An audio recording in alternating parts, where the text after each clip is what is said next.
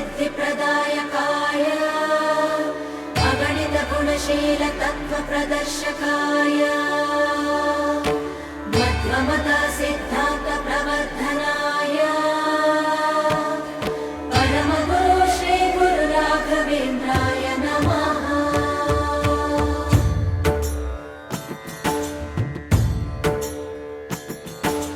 पूज्याय राघवेन्द्राय सत्यधर्मरताय च